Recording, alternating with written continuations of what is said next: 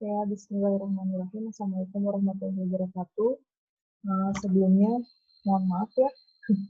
Tadi pas Zoom nggak terlalu efektif ya, soalnya internetnya turun naik ya sinyalnya. Jadi suaranya nggak ketangkap gitu. Sama kelempar terus dari room Zoom-nya ya. Nah, ini untuk pengisian komisi etik. Karena kalau kita lihat dari formulir yang kosongnya mungkin takutnya kalian tidak terbayang ya. Jadi ini coba dilihat dulu ini contoh dari pengisian formulir etik untuk penelitian ya. Nah ini untuk nomor registernya nanti kan kalian sebelum mendownload formulir dari Unpad ini ya, nanti kalian harus registrasi dulu ke website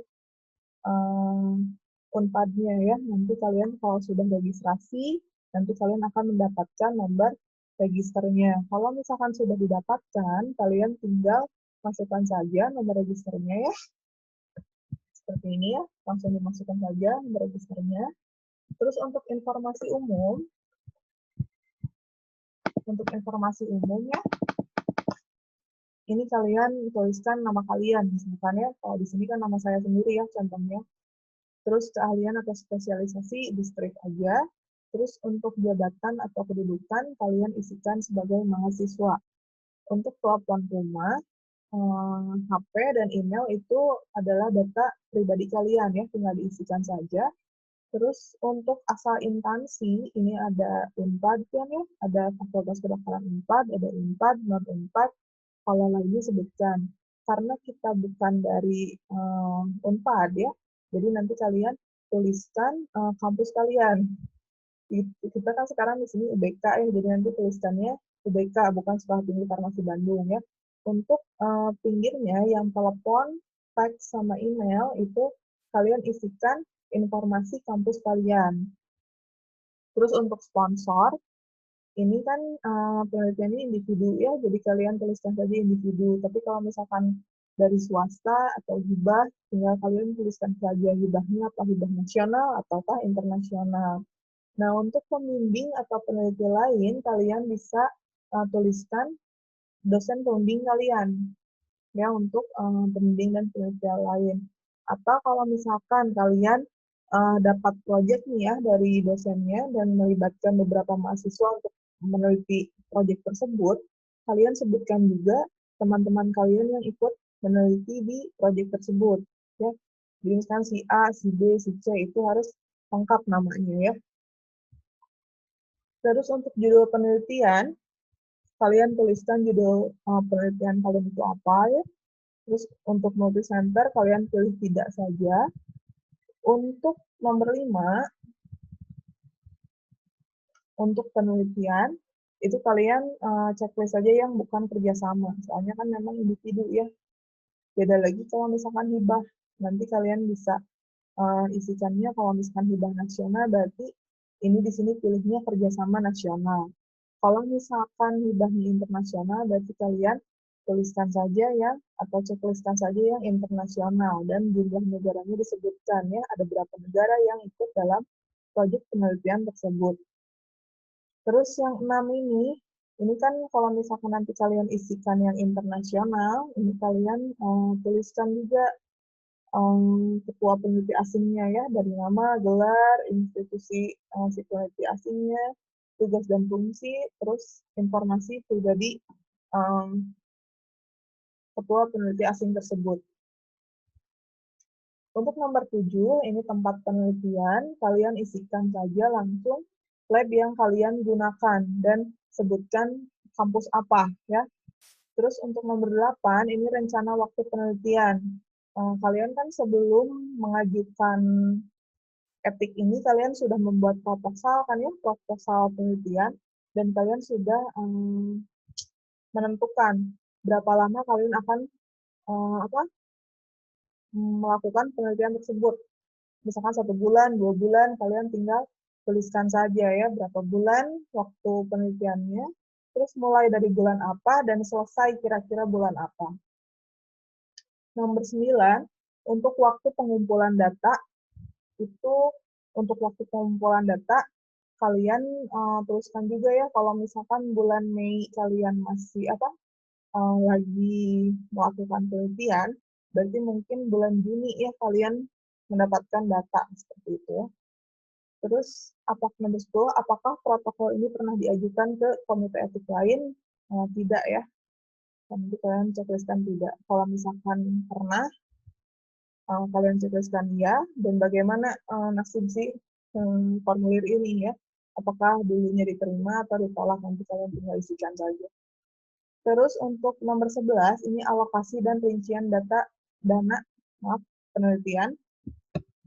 Nah, di sini kalian harus merincikan dana penelitian kalian. Ya, dari mulai hewan apa yang digunakan, bahannya apa saja, alatnya apa saja, dan berapa uang yang kalian keluarkan, itu kalian harus merincikannya ya, seperti ini. Ya.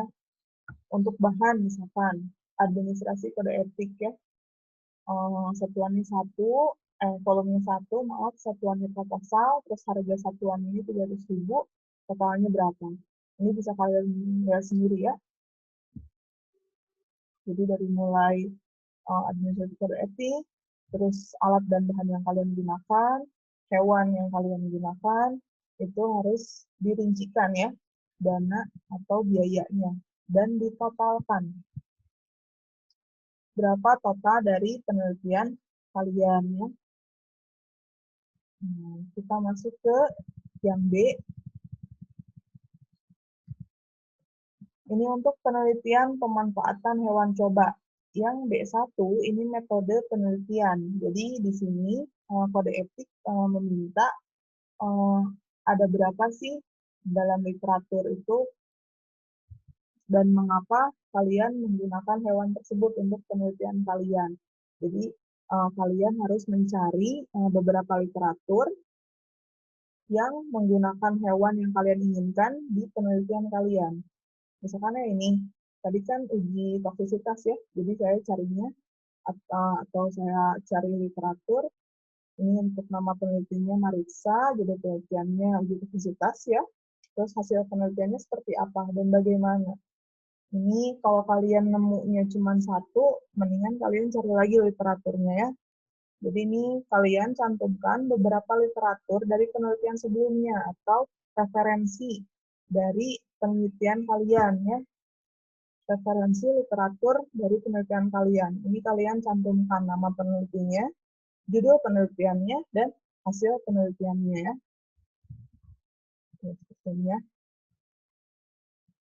Terus ada tujuan penelitian ya.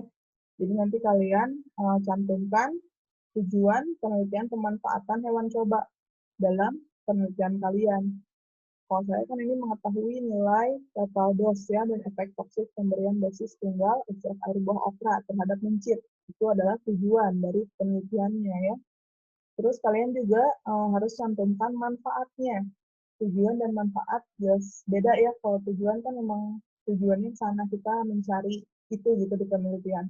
Tapi untuk manfaat ini adalah hasil yang akan kita dapatkan jika tujuan tersebut tercapai ya.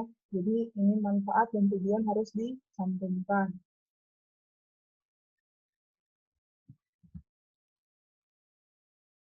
Terus ini juga ada hewan coba diperlukan untuk penelitian dan alasan pemanfaatan hewan coba dalam penelitian ini seperti apa? Kalian cantumkan juga, misalnya nomor 1, keragaman dari subjek penelitian dapat diminimalisasi. Terus 2, memastikan bahwa ekstrak yang diujikan memiliki sifat safety atau aman ya. Variabel penelitian lebih mudah dikontrol dan pemilihan jenis hewan dapat disesuaikan dengan kepekaan hewan terhadap materi penelitian yang dilakukan. Dan juga penggunaan hewan dalam penelitian ini juga dirasa biayanya relatif murah ya dibandingkan harus menggunakan subjek manusia langsung gitu ya. Terus ini kalian juga harus mencantumkan resiko yang mungkin timbul dan disertai cara mengatasinya. Jadi dari penelitian yang akan kalian lakukan, kira-kira resikonya ini seperti apa sih ke hewan yang kalian gunakan? Yang pertama pasti kan ada rasa sakit ya. Kita akan menimbulkan rasa sakit pada hewan tersebut. Jadi kalian harus mencantumkan resiko kesakitan dari hewan tersebut. Nah, itu resikonya. Terus gimana cara mengatasinya? Nah, ini juga kalian harus cantumkan ya. Kan ini hewan yang mengalami sakit akan dipisahkan dari kelompok dan diberi perawatan. Itu cara mengatasinya ya. Terus ada resiko ketidakberhasilan prosedur penelitian. Ya ini pasti terjadi ya. Jadi kan penelitian itu nggak selamanya mulus ya, nggak selamanya tujuan yang kita inginkan itu tercapai gitu dalam penelitian. Dan pasti ada gagalnya. Nah, kalau misalkan ada kegagalannya, kalian juga cantumkan ya. Jadi resiko ketidakberhasilan prosedur penelitian. Dan seperti apa cara mengatasinya ya.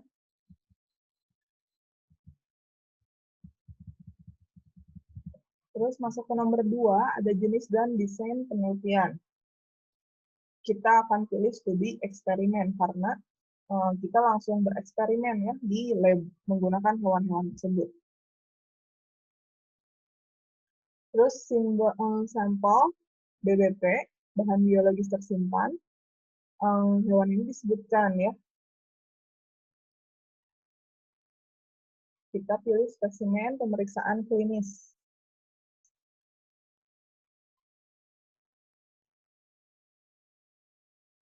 Terus nomor 4, apakah usulan penelitian ini telah dibahas dengan tanggung jawab atau ahli hewan percobaan? Karena biasanya langsung kita coba sendiri, jadi kita checklist tidak ya. Nah, ini untuk nomor 5, data hewan yang akan digunakan, kalian harus mencantumkan data hewan yang akan kalian gunakan. Dari mulai spesies hewannya, misalkan ada mencit, kalian bisa menggunakan tikus, kalian bisa menggunakan kelinci, marmut, itu kalian tuliskan, terus galurnya, ya atau jenisnya, karena itu ada banyak ya mencit. Nah, ini yang dicantumkan di sini adalah Swiss Webster. Nanti ada lagi galur-galur yang lain atau jenis-jenis yang lain ya. Terus jenis kelaminnya. Biasanya untuk penelitian ini kita menggunakan jenis kelamin jantan. Tapi untuk beberapa penelitian seperti uji toksisitas, kita menggunakan jenis kelamin betina yang lebih sensitif ya. Jadi ini pakainya jenis kelamin betina, soalnya kan penelitiannya uji toksisitas. Kalau misalkan penelitian yang lain, biasanya menggunakan hewan jenis kelamin jantan ya. Nah, ini untuk asal atau diperolehnya, ini hewan tersebut diambil dari daerah mana? Ini kalau saya sendiri ngambilnya dari Lembang. Nanti kalau misalkan kalian dapatnya dari Cibiru misalkan, tulis aja Cibiru ya. Dan si asal dan diperoleh hewan ini harus dari tempat yang sudah bersertifikat. Jadi nanti pas kalian mencantumkan tempat di sini, pas kalian ngasihin proposal ke Unpadnya langsung, nanti pasti kalian akan ditanya, ini asalnya dari Lembang, apakah peternakan ini atau kalian tempat beli ini itu ada sertifikatnya? Kalau misalkan ada, coba cantumkan gitu. Kalau misalkan nggak ada, berarti si asal dan diperolehnya ini harus diganti dan cari peternakan yang sudah ada sertifikatnya, dan sertifikat itu harus dicantumkan. Biasanya itu nanti kena revisi ya, nanti kalian datang lagi dan membenarkan formulirnya. Terus untuk umurnya biasanya 8-12 minggu, berat badannya berapa ya? Kalau misalkan mencit biasanya 20-25, atau ada juga yang pakai 25-30 gram. Terus jumlahnya ada berapa, kalian cantumkan juga. Nah, ini untuk kriteria dari hewannya, ya pasti kalau yang inklusinya itu sehat ya pasti ya. Terus memiliki berat badan yang kalian inginkan, berjenis kelamin betina, umurnya kurang lebih 8 minggu ya. Terus mencitnya pasti aktif ya. Nah, ini kriteria eksklusinya adalah kriteria yang tidak kalian inginkan atau kalian tidak mau ada kriteria tersebut di hewan kalian ya, yaitu hewan-hewan yang sakit ya atau yang tidak aktif.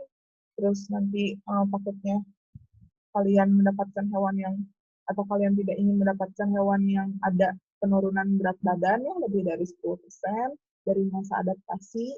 Terus hewan yang mati ya.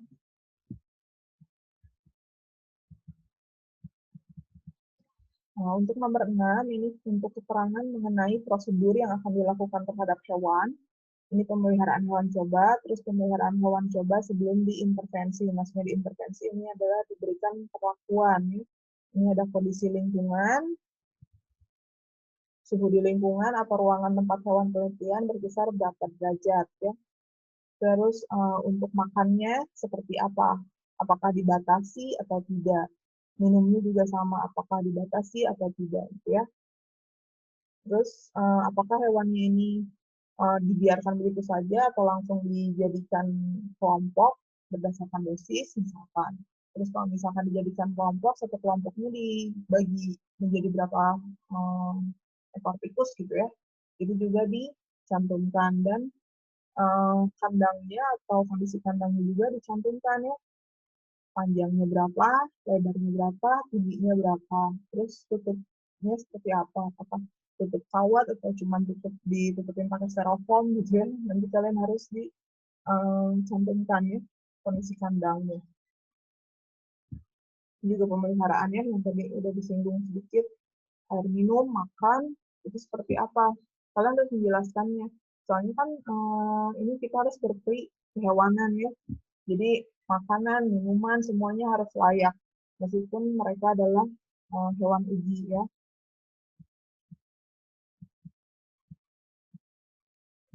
Terus jangan lupa kalian mencantumkan prinsip 3R dan 5F yang dulu pernah dijadikan tugas ya. Ini kalian cantumkan lagi. Terus kalian juga harus mencantumkan pemeliharaan hewan selama intervensi atau selama masa perlakuan sama penelitian ya. Di sini hewan coba berusia 2 atau hewan uji berusia 2 sampai 3 bulan dengan bobot 20 sampai 30 gram. Diadaptasi terlebih dahulu ya atau diaklimatisasi dulu selama 7 hari. Terus hewan tetap diberikan pakan dan minum seperti biasa. Terus nanti kalian jelaskan ya pemberian larutan ujinya itu dilakukan secara apa? Apakah peroral, apakah intravena, apakah intraperitoneal, terus menggunakan apa? Kalian harus menjelaskan ya. Kalau di sini kan karena oral, kita menggunakan sambil oral. Kalau misalkan intravena berarti menggunakan squid ya atau jarum suntik. Terus untuk membersihkan kandangnya juga kalian harus cantumkan. Kalian akan membersihkan kandangnya ini berapa hari sekali. Kalau di sini kan setiap 2 hari sekali ya. Soalnya kalau misalkan terlalu lama, itu kan si mencit itu kan pakai ini ya, si kandangnya itu pakai kalau nggak dari serbuk kayu, dari kulit padi. Dan itu kan dia makan di situ, minum di situ, mohon maaf, buang air besar, buang air kecil di situ.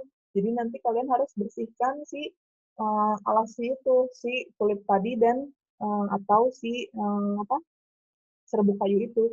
Kalau enggak nanti lembab.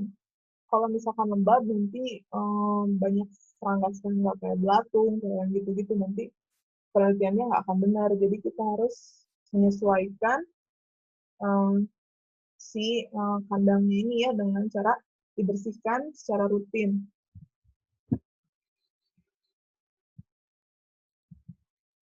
Nah ini terus kalian juga harus mencantumkan pemeliharaan hewan coba setelah dilakukan penelitian. Kalau di sini kan pada akhir penelitian hewan yang dikorbankan akan disimpan pada tempat khusus atau lemari pendingin sebelum diserahkan kepada pihak ketiga untuk proses pemusnahan. Nah, nanti ini kalian harus cantumkan juga bagaimana keadaan atau kondisi seperti apa sih setelah hewan coba kalian ini selesai dilakukan penelitian, diapain hewannya. Terus di sini ya, kalau misalkan ada hewan yang digunakan ini akan dimusnahkan, kalian tinggal pilih ya, terus dan dijelaskan kenapa atau alasan kenapa sih hewan ini harus dimusnahkan. Kalau di sini kan karena kita akan mengambil organ-organnya ya, jadi kita harus memusnahkan hewan tersebut atau membunuh hewan tersebut untuk diambil organ-organnya. Kalau misalkan dibiarkan hidup, berarti kalian tinggal pilih tidak ya. Tapi biasanya kalau untuk penelitian semua pasti dikorbankan ya. Takutnya si hewan-hewan tersebut itu terinfeksi penyakit atau lain-lain ya, jadi nanti mendingan dibunuh aja. Terus kalian juga harus mencantumkan bagaimana cara hewan ini dimusnahkan. Biasanya kalau untuk mencit, ini dislokasi ya, langsung dimatikan gitu, di dislokasi leher. Untuk tikus, bisa aja didislokasi, cuman karena ukurannya besar, jadi agak susah didislokasi. Paling kalau tikus ini harus apa namanya, dibius dulu. Biasanya pakai karbon dioksida ya, dibiusnya sebelum akhirnya nanti dibunuh. Karena ukurannya besar, jadi agak susah ya untuk didislokasi. Kalau mencit kan kecil ya, enak langsung dipatahin lehernya. Terus ini kalau misalkan di anestesi dulu ya, kalau yang tikus, ini alat-alatnya seperti apa? Misalkan alat bedah, terus obat penenangnya, atau obat yang akan digunakan sebagai anestesinya itu apa? Misalkan kalau gas CO2 langsung dituliskan aja gas CO2. Terus dosisnya berapa? Terus untuk obat-obatan lainnya, karena kita memakai ekstrak ya, jadi kalian tuliskan obat-obat yang kalian gunakan. Misalkan kalau kalian menggunakan standar metformin untuk anti diabetes, berarti kalian cantumkan juga metforminnya ya. Untuk klasifikasi pemanfaatan hewan coba, kalian klik aja yang pemanfaatan hewan vertebrata ini ya, yang sedikit menimbulkan stres atau rasa sakit tetapi pendek. Untuk pernyataan, ini tinggal kalian pilih tidak aja ya. Terus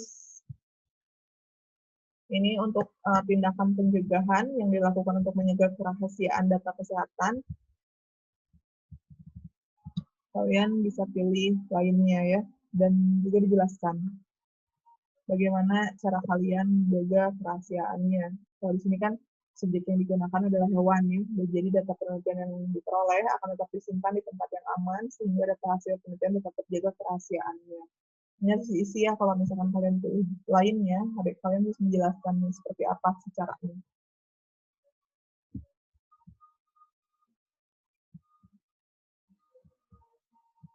Terus kalau ini untuk pernyataan ya, jadi harus ada tanda tangan dari kepala prodi, peneliti utamanya, pembimbing 1 dan pembimbing 2-nya.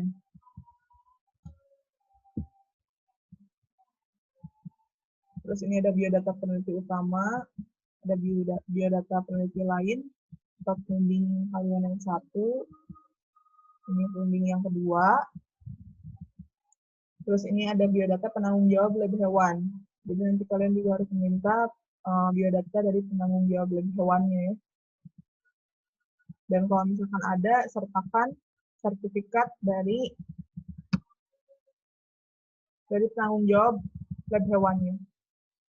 Oke, mungkin itu saja ya untuk pengisian komisi etik. Kalau misalkan ada yang masih belum ngerti, boleh langsung ditanyakan saja, mau PC boleh, mau di grup boleh, silahkan.